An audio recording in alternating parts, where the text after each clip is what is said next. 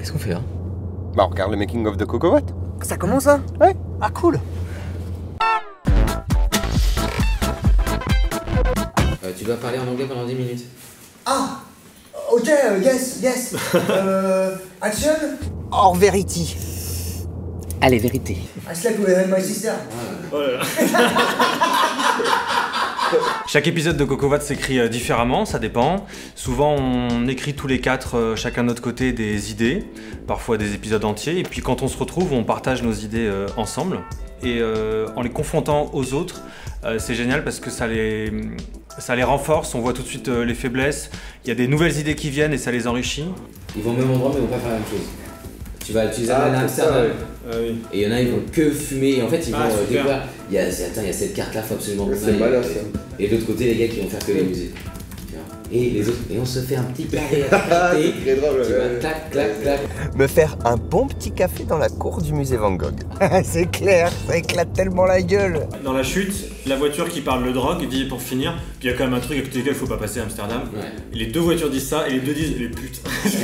Tu sais ce que je kiffe moi le soir avec Amsterdam, c'est qu'on peut se taper des putes. Bien sûr, le quartier rouge. On écrit des petites histoires avec un peu d'humour de temps en temps et beaucoup de cul. Non, touche pas. Alors je tiens à préciser que ça ne vient pas que de moi. Le connard là-bas, ça vient souvent de lui. Parce qu'on croit que c'est moi le bolos, mais ça vient souvent de lui. Si t'avais un puceau dans ta caisse, par exemple, quoi, tu lui donnerais quoi comme conseil?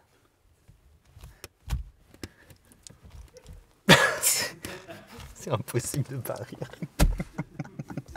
On arrive avec une base qu'on a déjà un peu répétée, on a déjà fait évoluer 2-3 idées, mais on sait que une fois qu'on sera posé dans la voiture, ça prend un autre rythme en fait, et c'est là qu'on trouve vraiment l'épisode la plupart du temps. Ouais, mais c'est pour la carte, c'était chelou. Je vais refaire le tac, tu fermes. Ok. Comme ça, tu me la mets dans la main. Mais que gourmande comme elle est, elle peut augmenter ses tarifs. Ferme ta gueule. Et là je te... Ok, d'accord, faisons ça. Tu fermes ta gueule! Bon tiens, allez. Hein?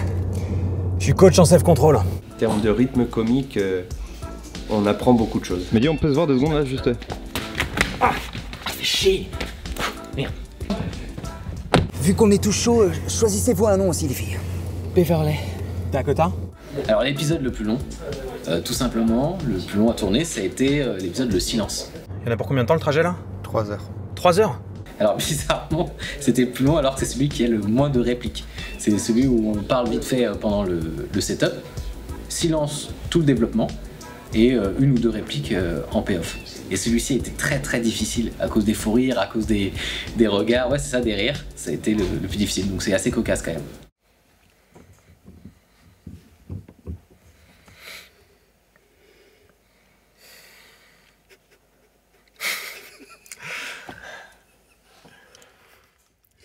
Combien de temps le trajet là? 3 heures. 3 heures? Il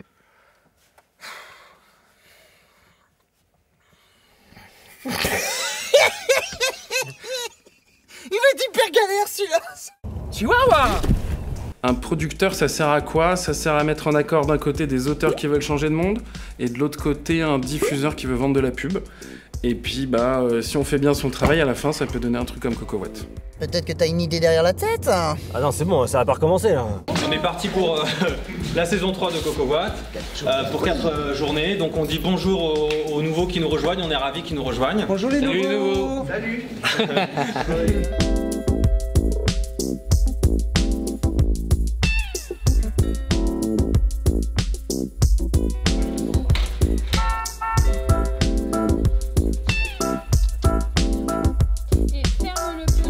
C'est une voiture qui nous est prêtée par Renault. C'est une voiture qui devait détruire. Donc on leur a dit, bah attendez, c'est trop bête, on en a besoin nous. Et c'est comme ça qu'on a pu récupérer un véhicule sans pare-brise. Votre honneur, je vous laisse en prendre connaissance. C'est pas moi. Comme tu peux le voir, on n'a plus de tableau de bord parce qu'il y a un épisode où on l'a arraché. 10 fois par jour. Et on l'a refait dans Blizzard.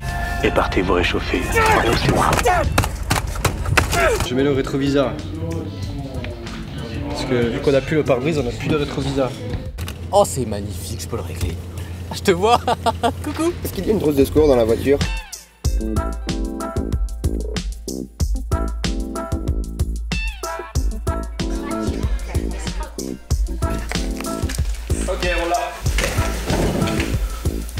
Et le suspect, je l'embarque.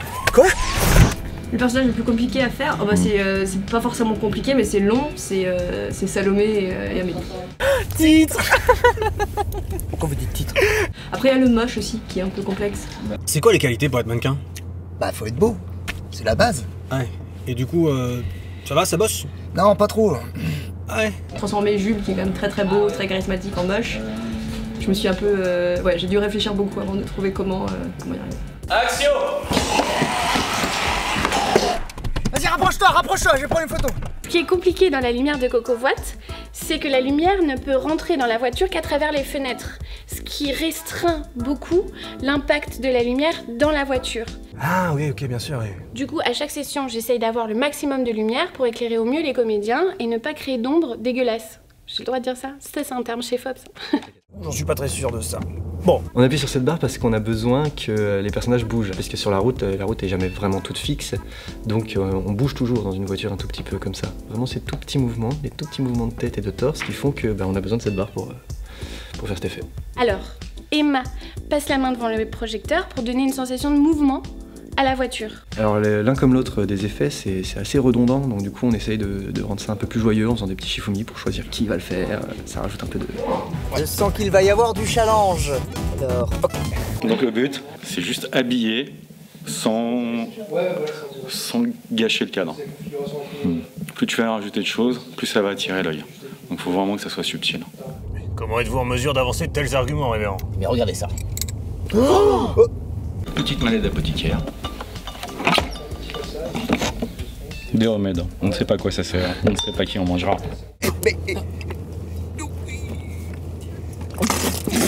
Wow, ouais, doucement, hein. C'est encore moi qui suis maqué dans la caisse. Hein. Là, en post-production, on a toutes les pistes et on fait en sorte de les doser pour qu'il y ait un mélange harmonieux de ces pistes-là et que ce soit joli. Donc, une fois qu'on est content des voix, on va rajouter le son de la voiture, on appelle ça un rolling. C'est un son de voiture qu'on a enregistré, j'étais dans la voiture avec 3 micros à l'arrière et on s'amusait à faire des sons de route et des images de route. C'est horrible. Ah bon? Enfin, je veux dire, moi j'y vais plutôt avec des pincettes, quoi, mais... Avec des pincettes? Comment? Je vais vous dire un petit peu le cheminement créatif qu'il y a eu derrière l'écriture du générique. Allez, c'est parti. La demande d'Ambroise était de partir sur quelque chose d'électro-swing, c'était ça qui l'inspirait. Donc on a dans ce générique de Coco Voit une base qui s'apparente à l'électro-swing, que tout le monde capte pas du premier coup, mais elle est là en fait. J'ai rajouté un beat vraiment électro. Mais tu pourrais faire mon bruit parce qu'il dort derrière. Oh, mince, j'avais zappé. Format court, télé, efficace, va y avoir du sport, de l'interaction. Je voulais pas passer sur le 4e degré, c'est-à-dire ça. Et donc on reste toujours sur ce degré-là, même si certaines notes font ça. Mais tu vois, franchement, t'as grave de l'imagination quand tu veux. C'est cool. Et pour ce côté piquant à la South Park, j'ai pensé à l'espèce de petite guitare un petit peu funky qu'on n'entend pas exactement dedans parce que je l'ai glitché. Et à ça, j'ai aimé y mêler du sound design, c'est-à-dire ce qui évoque la voiture, et l'agressivité. Ces trucs-là, mis en rythme avec le reste. Hein? Ouais, ce qu'on entend là, c'est ma compo. Attends, remets play, tu vas voir. Pour un compositeur, c'est vraiment génial comme mission parce qu'il y a de tout dans cette série, que ce soit du jingle radio, de la musique à l'image comme dans The Artist, de la chorale quand ils ont besoin de chanter tous ensemble, ou de faire de la flûte de Pan et du ukulélé. Coco Voit, c'est un programme simple, c'est 1 minute 30 sur un plan fixe, mais finalement c'est pas si simple que ça. À la base, en gros, on a une image qui est toute flat, il n'y a pas de couleur, il n'y a pas de contraste, et du coup nous on vient rajouter tout ça, et c'est pas simple. Les couleurs changent tout le temps, les personnages sur un plan large, il faut vraiment arriver à reformer la lumière de la voiture. Une fois qu'on est content de l'image de notre épisode, on vient le passer à notre responsable FX. C'est-à-dire on enlève le fond vert et on vient mettre une image de route. Faut que j'aille pisser, je reviens. Non, tire à la station. Bah attends, ça fait 10 minutes qu'on n'a pas avancé. Et si t'ouvres la voiture, on va perdre 20 degrés là. Voilà. Pisse-toi dessus, ça te réchauffera. Très drôle. Dans Coco Watt, il y a pas mal d'effets spéciaux finalement parce que les auteurs ils aiment bien tuer leurs personnages. Ils aiment bien les faire dédoubler. Affirmatif. Il y en a certains où ils vont dans l'espace. Activation de la gravité artificielle. Une fois qu'on a fait ça, on va venir récupérer le mix de Lucas, on va venir le coller sur notre timeline où il y a les incrustations, où il y a l'étalonnage, et on va mettre les logos, on va mettre tous les génériques. Et une fois que c'est fait, et ben, vous le voyez sur YouTube.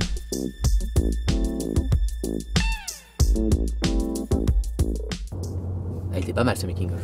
Ouais, il a grave géré Sola là. Ouais. Mais du coup, on n'a pas de chute là. Bah on a qu'à, je sais pas, tous exploser de rire. Bonne idée.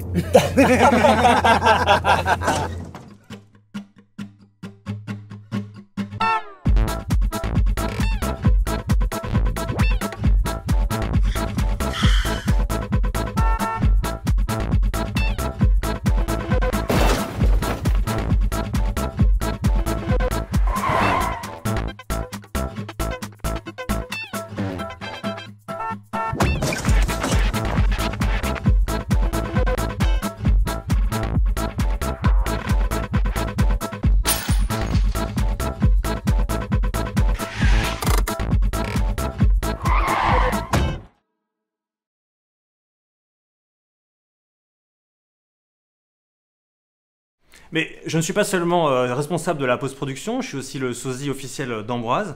Et donc souvent, je le remplace sur des épisodes où il ne peut pas être présent. D'ailleurs, vous m'avez peut-être remarqué dans certains épisodes. Eh bien, par exemple, dans Berthier 1, c'est moi.